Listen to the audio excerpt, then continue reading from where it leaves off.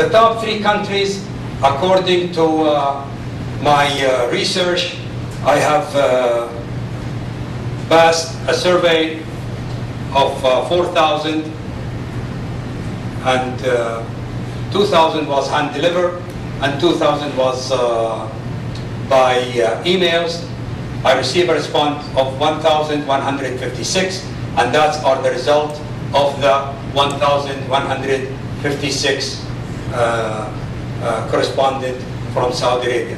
The most humiliating part of my life was collecting those data. If you ever ask me what is the worst part of a study, it's just collecting your questionnaire from people. Sudan, Egypt, Ethiopia are the top 3 countries to invest in. The lowest 3 countries is Mozambique, Thailand, and Ghana. Thailand is the best country for us to invest rice in. The US, it's number 14. Saudi Arabia requirement for a targeting country. What is the component of this initiative? Number 1, the country has to have natural resources, and it has to have a stable legislative and administration system. We cannot go into a country and we sign a contract with the Saudi government, now I'm wearing the other hat. We cannot go to this country like Argentina, and we invest in Argentina, and they change their tax system a few times a year. How could we make money with that? Because our contract is a long-term contract. And then as we go here, transparency, it has to be a good relationship with Saudi Arabia, good tax relaxation, free market environment, and political and social economic stability. So it has to be stable. Those are the pillars of the Saudi initiative. We have an advantage and a disadvantage. Does that make sense to you here? The advantage is domestic benefit, capital inflow, employment, improved crops yield, and reduced poverty. What are the disadvantages? Land degradations, water depletions, labor right, forced migration. You cannot just go on and you take somebody's land and you just say, hey, you know, the government said you don't have no land right, and for thousands of years belong to your tribes, and you just kick them out. It doesn't work that way.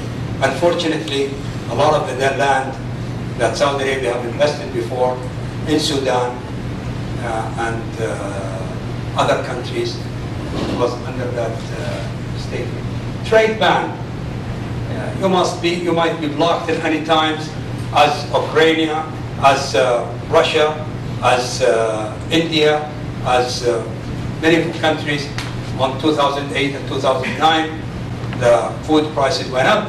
They stopped us, or they blocked the export. Challenges of Saudi Arabia investment. Well, you could see here, investment law is not clear, it's not being tested. They think the investor country can influence host country. Private investor might seek to maximize the profit. We might sign a contract with everybody, but they will not honor your contract. They will go sell it to where they make more money, and they are willing to pay the legal cost of fighting you while they're making money somewhere else. The full legal transparency and deal must be with governments, may not last in a country that have high food import requirement. You make a deal with this minister or prime minister, you could pay him any commission you want, but you're not going to be there for long. A few years later, he'll be gone, and the new prime minister comes and said, hey, we didn't make no deal, so you got to start again. So it's got to be a transparent, and it's got to be as transparent as possible. How to meet the Saudi agriculture investment abroad? You must ensure fair and transparent and land valuation and transfer process. The land must be a right price for everybody. No under the table, no playing around. It's got to be right.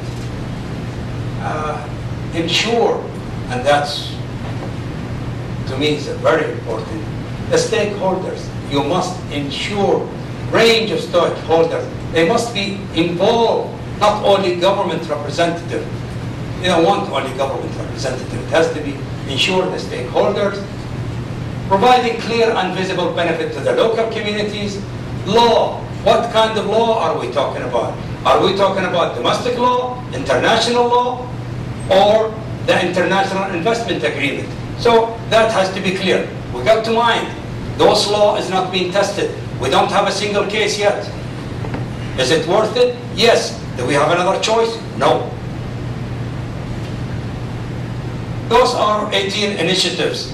And as we can see here, the Saudi government initiative is one of them.